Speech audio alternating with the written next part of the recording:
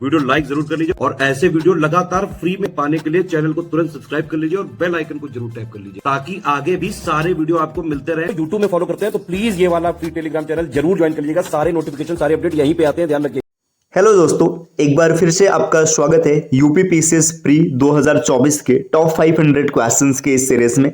आज हम लोग रीजनिंग का डे 6 डिस्कस करेंगे। इससे पहले हम लोगों ने 5 क्लास को डिस्कस किया हुआ है। अगर आपने नहीं देखा है अभी तक तो आप प्लेलिस्ट में जाइएगा। यूपी पीसीएस प्री 2024 नाम से आपको लिस्ट मिलेगी जिसमें maths, reasoning, Hindi, English, interpersonal skill हर क्लास की आपको वीडियोस मिल जाएंगे। तो चलिए स्टार्ट करते हैं आज की अपने इस क्लास को। देखिए यहाँ पर पहला प्रश्न दिया हुआ है, निम्नलिखित को तार्किक क्रम में व्यवस्थित कीजिए।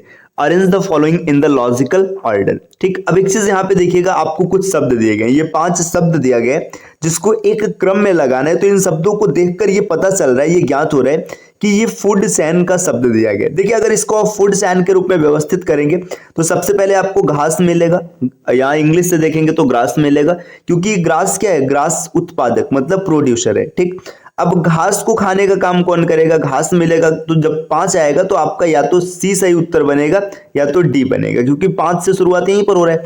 अब घास को खाने का काम करेगा टिड्डा, टिड्डा खाने का काम करेगा। देखिए घास हो गया, घास को टिड्डा खाएगा मतलब ग्रास होपर खाएगा। अब ग्रास होपर को खाने का काम कौन करेगा, तो ग्रास होपर को खाएगा मेंढक। जैसे आप मेंढक को अरेंज करेंगे आपका विकल्प सी यहां से सही बन जाएगा। अब देखिए इसके आगे अगर आप देखेंगे तो मेंढक को सांप खाएगा और सांप को कौन खाएगा, सांप को खाएगा यहाँ पर बचा हुआ बाज। तो ये आपका फूड चैन का एक क्वेश्चन था जो कि रीजनिंग के पैटर्न पे सेट किया गया था।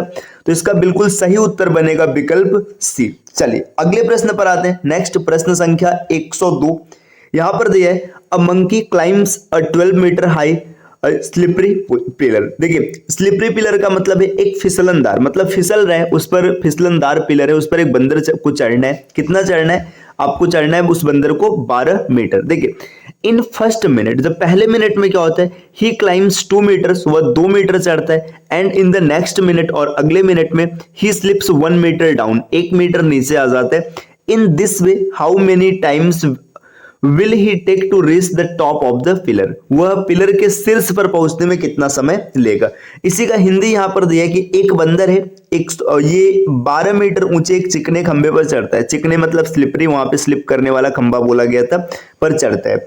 वह 2 मीटर चढ़ता है पहले मिनट में और अगले मिनट में 1 मीटर नीचे आ जाता है। तो इस तरीके से कितने समय में खंबे पर चढ़ जाएगा। देखिएगा यहाँ पर बंदर क्या हो रहा है कि जो फर्स्ट टाइम है ना, मतलब पहला मिनट जो है इसमें क्या हो रहा है, वो प्लस हो रहा है 2 मीटर। 2 मीटर प्लस होने का मतलब है कि 2 मीटर आगे चला जा रहा है। लेकिन अगले 1 मिनट में फिर क्या हो रहा है कि बंदर 1 मीटर नीचे आ जा रहा है। तो इस तरीके से आप देखेंगे तो आपको पता चलेगा कि 2 मिनट जो लगा रहा है बंदर, तो 2 मिनट में वो चढ़ रहा है 1 मीटर की ऊंचाई। ठीक, तो इस तरीके से आप देखेंगे जो 12 मीटर जाना है तब तो 24 मिनट लगना चाहिए, नहीं 24 मिनट नहीं लगेगा। देखिए जब 2 मिनट में 1 मीटर चढ़ रहा है तो 20 मिनट में क्या हो जाएगा, 20 मिनट में वो चढ़ जाएगा 10 मीटर। ठीक, अब फाइनल उसे चढ़ना कितना है, 12 मीटर। जो 21वां मिनट होगा, जब 21वें मिनट में बंदर 2 मीटर चढ़ेगा तो टॉप पर पहुंच जाएगा। फिर जब टॉप पर पहुंच जाएगा तो वहां से फिसलेगा ही नहीं। तो इसका सही उत्तर हो जाएगा 21 मिनट, विकल्प बी।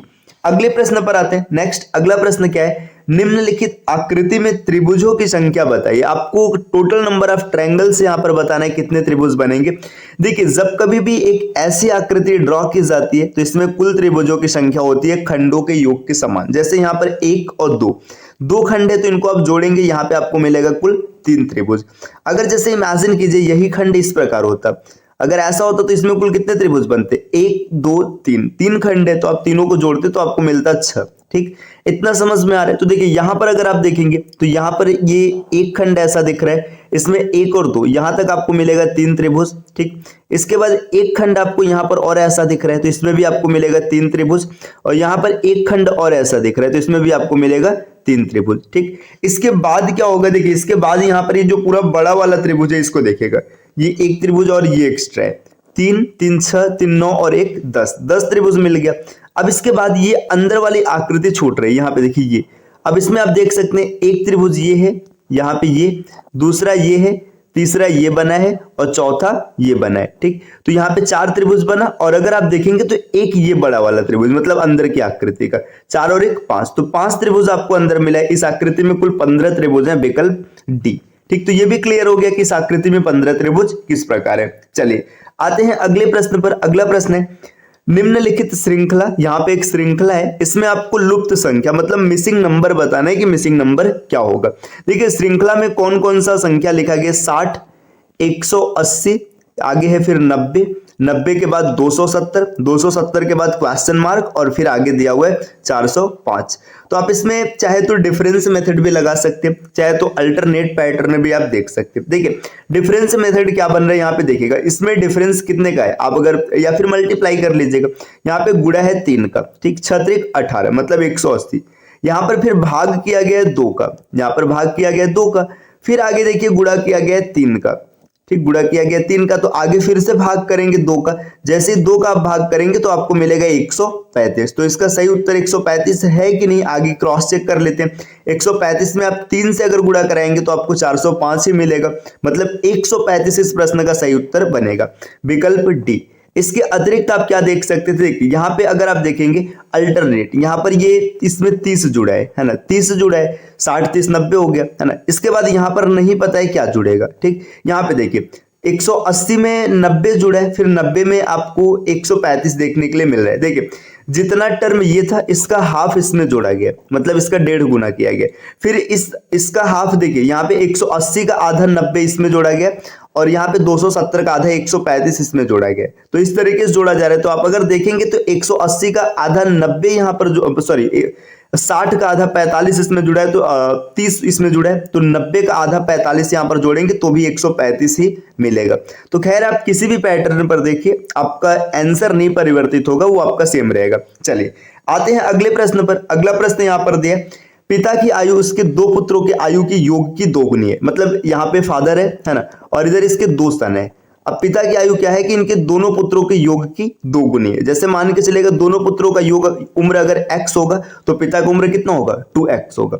आगे क्या बोला जा रहा है, आगे बोला जा रहा है 20 वर्ष पश्चात। देखिए जब पिता 20 वर्ष बढ़ेगा तो इसकी उम्र हो जाएगी 2x प्लस 40 हो जाएगी, सॉरी माफ कीजिएगा 20 हो जाएगी। यहाँ पे इसकी उम्र इतनी हो जाएगी। लेकिन अब इसके जो पुत्र है ना, यहाँ पे एक नहीं है 2 पुत्र हैं, तो 20 वर्ष एक बढ़ेगा और दूसरा भी कितना बढ़ेगा, 20 वर्ष बढ़ेगा। तो जो पुत्रों का योग हो जाएगा x प्लस 40 हो जाएगा। ये दोनों आपस में बराबर है। ठीक, आपसे क्या पूछा जा रहा है, तो पिता की वर्तमान आयु। देखिए इसमें आप ये जो विकल्प दिए गए यहाँ से वैल्यू पुट कर लीजिएगा, आसानी से बन जाएगा। देखिए अगर यहाँ पे पिता की आयु पूछा है, इसका मतलब देखिए अगर पिता की आयु 40 मानेंगे तो पुत्र का आयु यहाँ पर 20 हो जाएगी। देखिए अगर हम 2x बराबर 40 मान लें तो x बराबर यहाँ पर 20 हो जाएगी। इसका आधा लेना है, आधा लेना है ना। अब इसके बाद देखिएगा जब यहाँ पे 2x की वैल्यू 40 है, 40 और 20 कितना हो जाएगा, 60 हो जाएगा। यहाँ पर x की वैल्यू 20 है, 20 और 40 कितना हो जाएगा, 60 हो जाएगा। तो ये पैटर्न सेटिस मतलब यहाँ पे आपने जो इसमें विकल्प रखा है 40, ये सेटिस्फाइड कर रहा है, तो इसका सही उत्तर 40 वर्ष हो जाएगा।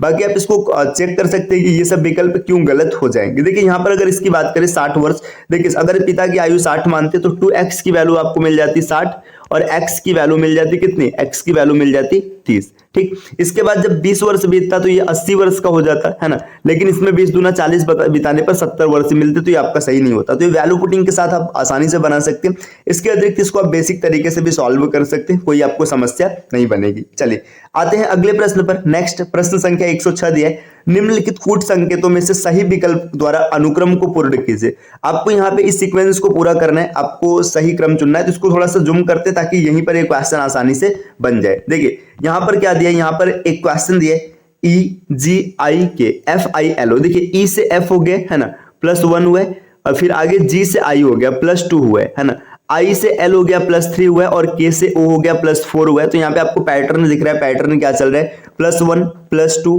+3 और +4 ऐसा पैटर्न चल रहा है। तो F से आगे बढ़ेंगे आपको G मिलेगा है ना, 6 से एक आगे आपको 7 मिलेगा। इसके बाद H की प्लेस वैल्यू कितनी होती है, H की जो प्लेस वैल्यू होती है 8 होती है, 8 के बाद आपको 2 जोड़ेंगे तो 10 मिलेगा है ना। J की प्लेस वैल्यू 10 है, 10 में 3 जोड़ेंगे 13 मतलब M हो जाएगा। L की प्लेस वैल्यू 12 होती है, 12 में 4 जोड़ेंगे 16 मतलब P हो जाएगा। तो GJMP इस प्रश्न का सही उत्तर बनेगा विकल्प D। चलिए अब अगले प्रश्न की ओर बढ़ते हैं। अगला प्रश्न देखते हैं यहाँ पर क्या दिया है। देखिए यहाँ पे प्रश्न संख्या 107 में ये जिक्र किया गया कि निम्नलिखित में ऐसे कितने 4 हैं जिनके पहले 7 है लेकिन बाद में 3 नहीं है। देखिए आपको क्या करना है, ऐसे 4 देखना है, इनके पहले 7 आपको मिलेगा, लेकिन बाद में ना 3 नहीं होना चाहिए। अगर 3 रहेगा तो आप इसे काउंट नहीं करेंगे। मतलब 74 तो आपको ढूंढना है नंबर में, लेकिन 743 मतलब 743 नहीं ढूंढना है। तो देखिए 74 अगर आप ढूंढेंगे तो एक आपको यहां पर मिला है, एक सीक्वेंस ये रहा। दूसरा देखिए सीक्वेंस ये रहा 74 का। तीसरा ये रहा 74 का, है ना। चौथा देखिए यहाँ पे 74 है, लेकिन बाद में 3 है तो इसको काउंट नहीं करेंगे, है ना, इसको छोड़ दिया जाएगा। इसके बाद देखिए और अगर आप आगे बढ़ेंगे तो एक 74 ये रहा। तो 4 पेयर आपको ऐसे दिख रहे हैं, जो 4 है यहाँ पर पहले 7 है लेकिन बाद में 3 नहीं है। तो इसका सही उत्तर बन जाएगा ए, मतलब 4 पेयर ऐसे आपको देखने के लिए मिलेंगे। चलिए नेक्स्ट अगले प्रश्न पर आते हैं। अगला प्रश्न यहाँ पर क्या दिया हुआ है, लड़कों की एक पंक्ति में यदि ए बाईं ओर से 10वें स्थान पर है और बी दाईं ओर से 9वें स्थान पर है, यदि दोनों आपस में स्थान बदल लेते हैं तो ए बाईं ओर से 15वें स्थान पर आ जाता है। तो पंक्ति में कुल कितने लड़के, देखिए यहाँ पे समझिएगा, इसको आप फार्मूले के साथ भी बना सकते हो और बाकी बेसिक पैटर्न से भी आप इसको सॉल्व कर सकते हैं। देखिए यहाँ पे लड़कों की एक पंक्ति है, ठीक, लड़कों की एक पंक्ति है ना। यहाँ इस पंक्ति में हो क्या रहा है समझिएगा, यहाँ पे ए है ना, यहाँ पर ए है। लेफ्ट साइड से इसका पोजीशन कितना है, अगर आप लेफ्ट साइड से देखेंगे तो 10वें पोजीशन पर है। इसके बाद क्या हो रहा है, देखिए पंक्ति में यहाँ पर बी है, यहाँ पर बी है, और जो बी है ये राइट साइड से किस पोजीशन पर है, राइट साइड से 9th पोजीशन पर है, 9th पोजीशन पर है। अब इसके बाद क्या हो रहा है कि अगर ये अपना पोजीशन इंटरचेंज कर लेते हैं, पोजीशन इंटरचेंज करने का मतलब है कि यहां पर देखिए अब ए बी को यहां पर भेज देंगे और ए को यहां पर भेज देंगे। जैसे ही ए यहां पर आ जाएगा तो ए क्या हो जा रहा है, लेफ्ट साइड से 15वां हो जा रहा है। तो देखिए ये जो राइट से 9th है, 9वां है, यही लेफ्ट से 15वां है, ठीक, यही लेफ्ट से 15वां है, ठीक। अब एक चीज ध्यान दीजिएगा, अब यहाँ पे चाहे तो आप फार्मूला लगा सकते हैं, total is equal to left plus right -1। आप इस फार्मूले के साथ देख सकते हैं या फिर आप ऐसे बेसिक तरीके से समझिएगा। देखिए ये राइट से 9वें पोजीशन पर है, इसका मतलब क्या है कि 8 लोग इसके मतलब इधर पीछे रहे होंगे, और ये लेफ्ट से 15वें पर मतलब 14 लोग इधर रहे होंगे। तो देखिए 14 और 8, 14 8 कितना हो जाएगा, 14 8 22 हो जाएगा, है ना। 14 6 20 तो 22, और एक ये पोजीशन खुद है तो 22 और 1 23। तो इस पंक्ति में कुल 23 लोग हैं, 23 इसका सही उत्तर बनेगा, विकल्प सी। इसके अतिरिक्त आप फार्मूला रख के भी कर सकते हैं। देखिए 15 और 8 कितना हो जाएगा, यहाँ पे देखिए ये 15 और 9, 8 क्यों लेंगे, ये 15 लेंगे और ये 9 लेंगे। 15 और 9 की अगर बात करेंगे तो 24 हो जाएगा, और 24 में से 1 माइनस करेंगे तो भी आपको 23 मिल जाएगा। तो इसका विकल्प सी सही बनेगा, आप चाहे जिस हिसाब से देखिएगा। अगले प्रश्न पर आते हैं, दिए गए शब्दों का सार्थक क्रम में व्यवस्थित कीजिए। इन शब्दों को एक सीक्वेंस में लगाना है। शब्द क्या है, प्रस्तुति, संस्तुति, आगमन, चर्चा, परिचय। इधर देखिए presentation, recommendation, arrival, discussion and introduction. तो देखिए सबसे पहले क्या होगा, सबसे पहले किसी चीज का आगमन होगा, कोई चीज आएगा, है ना, अराइवल होगा, तो यहाँ पे सबसे पहले 3 आएगा। जैसे 3 रखेंगे तो यहाँ पर विकल्प बी और विकल्प डी इलिमिनेट हो जाएंगे। 3 के बाद उसका इंट्रोडक्शन होगा, जो चीज आएगा उसका इंट्रोडक्शन होगा, परिचय किया जाएगा। अब परिचय देखिए, आपका आगमन हो गया, परिचय हो गया। अब परिचय हो जाएगा, परिचय होने के बाद फिर क्या होगा, उसका प्रेजेंटेशन मतलब प्रस्तुति की जाएगी, है ना, क्यों कैसा है, तो यहाँ पे प्रस्तुति होगा। प्रस्तुति के बाद फिर उस पर चर्चा किया जाएगा, और चर्चा होने के बाद लास्ट में उसका रिकमेंडेशन होगा। तो विकल्प यहाँ पे क्या सही बनेगा, 3 5 1 4 2, विकल्प ए इस प्रश्न का सही उत्तर बन जाएगा। अगले प्रश्न पर आते हैं। नेक्स्ट यहाँ पर प्रश्न संख्या 10 क्या दिया, निर्णय लेने के संदर्भ में कौन सा कथन सही है। देखिए यहाँ पे निर्णय के संबंध में बात किया गया। देखिए मानवीय तार्किकता सीमित है, ठीक, मानवीय तार्किकता सीमित है, ठीक है, मतलब जो मानव की तर्क क्षमता है वो सीमित है। कोई भी व्यक्ति अभ्यास के माध्यम से अपने निर्णय लेने में सुधार कर सकता है। देखिए दोनों यहाँ पर सत्य दिख रहा है कि जो मानवीय तार्किकता ह्यूमन रेशनैलिटी है ये लिमिटेड है, ये भी बात एकदम सत्य है कि ह्यूमन जो रेशनैलिटी है लिमिटेड है। इसके अतिरिक्त कोई भी व्यक्ति वो क्या करता है, अगर लगातार वो प्रैक्टिस करेगा तो अपने निर्णय लेने की क्षमता में सुधार कर सकता है। तो विकल्प इसका यहां पर सी सही उत्तर बनेगा, दोनों सही है, पहला और दूसरा दोनों सही है। चलिए अगले प्रश्न पर आते हैं। प्रश्न संख्या 111। 111 में क्या दिया हुआ है, निम्नलिखित को सही अनुक्रम में व्यवस्थित कीजिए। आपको इन सबको एक सीक्वेंस में लगाना है। देखिए सीक्वेंस में कैसे लगेगा, यहाँ पर छाती, ललाट, पेट, कान, पैर, ठोड़ी, है ना। इंग्लिश में देखेंगे तो chest, forehead, stomach, year, legs and chin दिए। तो यहाँ पर आपको स्पष्ट रूप से पता चल रहा है ये सब अंगों के नाम है। अंगों के नाम है तो इसमें 2 ऑर्डर हो सकता है, या तो अप टू डाउन सबको अरेंज किया गया होगा, ऊपर से नीचे की ओर, या तो डाउन टू अप मतलब अप टू डाउन मतलब ऊपर से नीचे और डाउन टू अप मतलब नीचे से ऊपर, इस प्रकार से व्यवस्थित किया गया होगा।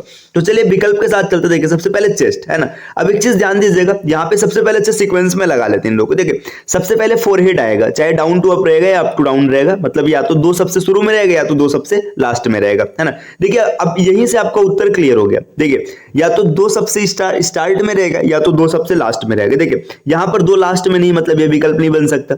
यहां पर देखिए रुके रुके रुके रुके, यहां पर देखिए दो लास्ट में नहीं, यहां इन सब में देखेंगे कोई भी दो लास्ट में नहीं है। दो लास्ट में नहीं, इसका मतलब पता है क्या हो रहा है? इसका मतलब ये हो रहा है कि यहां पर अप टू डाउन का पैटर्न चल रहा है, मतलब सबसे जो ऊपर वाला अंग है माथा सबसे ऊपर रहेगा, इसके नीचे का अंग जैसे मान के चले आप देखेंगे तो माथा के बाद कान आ जाएगा, ये पैटर्न रहेगा। और यहां पर दो की शुरुआत, दो से शुरुआत होने वाला विकल्प सिर्फ एक है, विकल्प 20 प्रश्न का सही उत्तर बन जाएगा। देखिए थोड़ा सा लॉजिकल अगर आप सोचेंगे ना तो आपको पूरा क्वेश्चन करने की जरूरत भी नहीं है, आप आसानी से ऐसे सेट कर लेंगे। यहाँ पे 6 अंक दिए है ना। अब इनका ऑर्डर क्या हो सकता है? या तो अंग को ऊपर से नीचे व्यवस्थित किया जाएगा, मतलब जैसे माथा है, माथा के नीचे कान है, कान के नीचे आप देखेंगे तो यहाँ पे चिन्ह मतलब ठोड़ी की बात की गई है ना। इसके बाद या तो पैटर्न क्या रहेगा, मतलब सबसे नीचे लेग आ जाएगा, लेग के बाद आप देखेंगे तो फिर स्टमक आ जाएगा। तो इस तरीके से आप देखेंगे तो देखिए आप अगर ऐसे अरेंज किया जाता तो दो या तो सबसे अंतिम में होता या तो दो सबसे प्रारंभ में होता, यही दो विकल्प बनते। तो देखेंगे दो कहीं पर भी अंतिम में नहीं, मतलब दो प्रारंभ में होना चाहिए और दो प्रारंभ में सिर्फ एक विकल्प में, तो वही आपका सही उत्तर बन जाएगा। चलिए अगला प्रश्न यहां पर देखते हैं। 60 व्यक्तियों के एक सर्वेक्षण में पाया गया कि 25 व्यक्ति समाचार पत्र एच पढ़ते हैं। जो 25 व्यक्ति ये लोग एच पढ़ते हैं, 26 समाचार पत्र टी पढ़ते हैं और 26 समाचार पत्र आई पढ़ते हैं। ठीक, इतना डेटा दिया। आगे बोल रहा है कि 9 लोग ऐसे जो दोनों एच और आई दोनों पढ़ते हैं, 11 लोग एच और टी दोनों पढ़ते हैं और 8 दोनों टी और आई पढ़ते हैं, और 3 व्यक्ति ऐसे जो सभी समाचार पत्र पढ़ते हैं। तो व्यक्तियों की वह संख्या जो केवल एक समाचार पत्र पढ़ते हैं। देखिए प्रश्नों को देख के पता चल रहा है कि वेन डायग्राम का एक प्रश्न है। तो चलिए यहाँ पे वेन डायग्राम को ड्रॉ करते हैं। देखिए यहाँ पर ये एच है ना, एच पढ़ने वाले लोग हैं। ठीक, एच के बाद आगे बढ़ते हैं, यहाँ पे मान लीजिएगा ये टी पढ़ने वाले लोग हैं, ये टी पढ़ने वाले लोग हैं, और एक वेन डायग्राम और बनाते हैं यहाँ पे, इसमें मतलब एक सर्कल और खींचते हैं। देखिए ये आपको आई पढ़ने वाले लोग मिल गए। ठीक, यहाँ पे ये पता चल गया कि कौन सा व्यक्ति कौन समाचार पत्र पढ़ेगा। देखिए 3 लोग ऐसे हैं जो कि सभी समाचार पत्र पढ़ रहे हैं, तो 3 लोग ऐसे हो गए जो हर तरीके का पेपर पढ़ रहे हैं।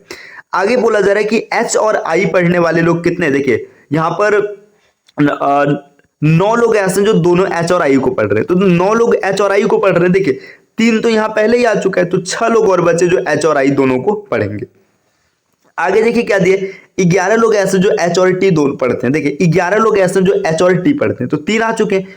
8 लोग और बचे होंगे जो एच और टी दोनों को पढ़ेंगे, और 8 लोग ऐसे जो टी और आई को पढ़ते हैं। तो यहाँ पे 3 आ चुका है, बचा है 5। ठीक, इतना चीज सेट हो चुका है, और टोटल पहले ही बता रखा है। देखिए 25 व्यक्ति एच पढ़ने वाले हैं, 26 व्यक्ति टी पढ़ने वाले हैं और 26 व्यक्ति आई पढ़ने वाले हैं। अब यहाँ पर आप आराम से हल कर सकते हैं। 14 देखिए 8 और 6 14 3 17, तो यहाँ पे 8 लोग ऐसे होंगे जो सिर्फ एच पढ़ेंगे, है ना।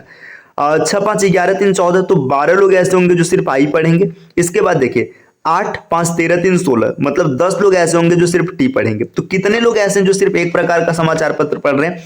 देखिए 12 8 20 20 और 10 30, 30 लोग ऐसे हैं जो सिर्फ एक प्रकार का समाचार पत्र पढ़ रहे हैं, जिसका सही उत्तर बनेगा विकल्प सी। चलिए अगले प्रश्न पर आते हैं। अगला प्रश्न यहाँ पर क्या दिया हुआ है?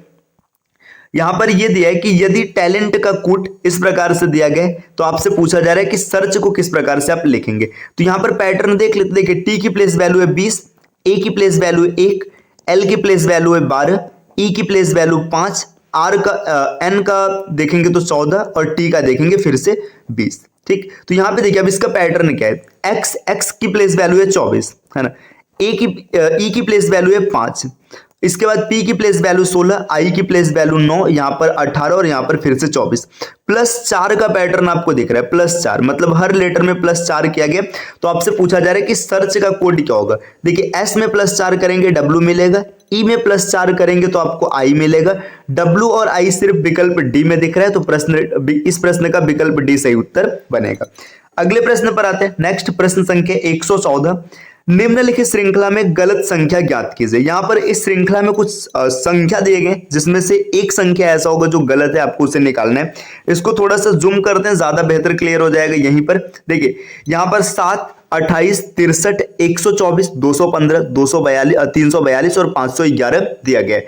पैटर्न क्या होगा? देखिए ये 2 का क्यूब -1, 3 का क्यूब -1, 4 का क्यूब -1, यहाँ पे 2 था ना, ये 4 है, ये इसके बाद हो जाएगा यहाँ पर 5 का क्यूब -1 है ना, इसके बाद ये 6 का क्यूब -1, 7 का क्यूब -1 और 8 का क्यूब -1।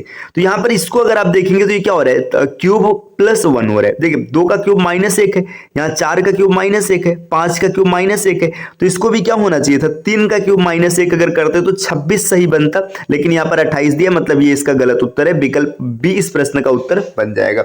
अगले प्रश्न की बात करेंगे, प्रश्न संख्या 115। प्रश्न संख्या 115 यहां पर दिया है, ड्यूमा का संबंध रूस से उसी प्रकार है जैसे सोरा का संबंध है। देखिए ड्यूमा की बात करेंगे तो ड्यूमा का संबंध रूस से और सोरा का संबंध अफगानिस्तान से। यहां पर मैं आपको इसका उत्तर बता रहा हूं अफगानिस्तान, आपको एक कमेंट करके बताना है कि ड्यूमा और रूस का क्या संबंध है, जैसा कि अफगानिस्तान और सोरा का बनेगा। अगले प्रश्न पर आते हैं, कथन यहां पर दिया है कि संचार के लिए चंद्रमा को एक उपग्रह के रूप में प्रयोग नहीं किया जा सकता। इसका कारण है चंद्रमा पृथ्वी के भूमध्य रेखीय सतह में गतिमान नहीं होता है। तो देखिए दोनों सत्य है, संचार के लिए चंद्रमा का उपयोग नहीं किया जा सकता है, और इसका जो कारण है ये भी बिल्कुल सही है कि चंद्रमा भूमध्य रेखीय सतह में गतिमान नहीं होता। तो दोनों कथन ए और आर सत्य है, और आर ए की सही व्याख्या भी कर रहा है दोस्तों। तो यहां पर इसका सही उत्तर बनेगा विकल्प ए। चलिए अगले प्रश्न पर आते हैं। अगला प्रश्न है, यदि बीते कल के पहला का दिन, यहाँ पे इंग्लिश में देखते हैं, if the day before yesterday was Saturday, what day will be on the day after tomorrow. तो इस प्रश्न का उत्तर क्या होगा दोस्तों, आपको ये कमेंट करके बताना है जरूर से, है ना, इसको कमेंट कीजिएगा। ये कैलेंडर का एक बहुत ही आसान सा प्रश्न है। चलिए अगले प्रश्न पर आते हैं। अगला प्रश्न यहाँ पर क्या दिया गया, अगला प्रश्न यहाँ पर कुछ ये दिया गया 118 नंबर का, कि 7 खंबे PQRSTU भी इस प्रकार लगाए जाते हैं कि दोनों के बीच की दूरी 1 मीटर कम होती है। देखिए यहाँ पे ऐसे P लगाया दोस्तों, Q लगा है, R लगा है, S लगा है, T लगा है, U लगा है और आगे V लगा है, और दोनों के बीच की दूरी 1-1 मीटर कम होती जा रही है। पहले 2 खंबे P और Q के बीच की दूरी 10 मीटर, जैसे इसके बीच की दूरी 10 मीटर है तो आगे ये दूरी 9 मीटर होगी, फिर 7 मीटर होगी, फिर 8, यहाँ पर 9 के बाद ये होगा 8 ना 7 का होगा दोस्तों। देखिए यहाँ पर ये दूरी हो जाएगी 7-8 मीटर, इसके बाद ये 7 होगा, ये 6 होगा और ये 5 होगा। तो आपसे क्या पूछा जा रहा है कि अंतिम मतलब P और अंतिम खंबे इसके बीच की कुल दूरी कितनी हो जाएगी। देखिए 10 और 9 19, 19 और 8 कितना हो जाएगा, 19 1 20 7 27, 27 और यहाँ पे देखिए 27 और 7 आप देखेंगे तो आपको 34 मिलेगा, 34 6 40 और 5 45, तो इनके बीच की दूरी 45 मीटर बन जाएगी। विकल्प 20 का सही उत्तर हो जाएगा। 119 नंबर की बात करेंगे तो यहाँ पर ये प्रश्न क्या दिया, किस विकल्प का अनुकरण किया जाता है। यहाँ पे कथन दिया है और कथन के बाद निष्कर्ष दिया है। देखिए कथन क्या दिया है, no flower is a boat, कोई भी फ्लावर ऐसा नहीं है जो बोट है। तो यहाँ पर इसको सीधा सीधा इसका वेन डायग्राम बनाते हैं, no flower is a boat. तो यहाँ पर आप लिखेंगे कोई भी फ्लावर ऐसा नहीं है जो कि बोट हो, है ना, no flower is a boat. All boats are river, जितने के जितने बोट्स हैं सभी के सभी बोट्स क्या है, सभी के सभी बोट्स रिवर हैं, है ना। रिवर को यहां पर अंदर लिख लेते हैं, all boats are river. Next दिया है अच्छा यहाँ पे ये भी दिया, पहला स्टेटमेंट छूट रहा है, सम फ्रूट्स आर फ्लावर, तो यहीं पर इसको ड्रॉ कर लेते हैं। आज इतनी मिस्टेक काय हो रही है भाई, है ना। सम फ्रूट्स आर फ्लावर, यहाँ पे पूरा इसका वेन डायग्राम बन चुका है। अब इसका कंक्लूजन क्या दिया, सम फ्रूट्स आर रिवर। देखिए फ्रूट का कुछ दायरा रिवर के पास जाएगा, हमें क्या पता है जाएगा कि नहीं जाएगा, ये गलत हो जाएगा। आगे दिए सम रिवर्स आर बोट्स, कुछ रिवर ऐसा है जो कि बोट है, भाई रिवर का दायरा बोट में है तो ये सही हो जाएगा। Some rivers are fruits, rivers fruit के घर जाएगा कि नहीं जाएगा हमको नहीं पता है ना। इसके बाद देखिए सम फ्लावर्स आर फ्रूट, कुछ फ्लावर फ्रूट है तो एकदम स्पष्ट दिख रहा है तो ये भी सही हो जाएगा। विकल्प दूसरा और चौथा इस प्रश्न का सही उत्तर बनेगा विकल्प C, only second and fourth follow. चलिए अगले प्रश्न पर आते हैं। अगला प्रश्न यहां पर क्या है, संख्याओं के युग्म का चयन कीजिए जो अन्य से विषम है। तो भैया इसमें आपको ये कमेंट करिएगा कि कौन सा विषम है। तो आज के कुछ क्वेश्चंस जो आपको दिए गए उसका उत्तर आप जरूर कमेंट कीजिएगा। एक क्वेश्चन ये दिया गया कि सोरा का संबंध अफगानिस्तान से किस प्रकार है, या फिर ड्यूमा का संबंध रूस से किस प्रकार है। एक ये इस क्वेश्चन का उत्तर कमेंट करना है। एक आगे अभी पीछे किया गया था कैलेंडर का एक क्वेश्चन है, इसका उत्तर आपको कमेंट करना है। और एक यहाँ पे क्वेश्चन बन रहा है ऑड पेयर, जो इसमें कौन होगा इसका कमेंट करना है। तो यहाँ पे 3 प्रश्न है दोस्तों, इसका उत्तर कमेंट कीजिएगा। और ये आज की क्लास रही, क्लास कैसी लगी ये भी आपको कमेंट करके बताना है। तो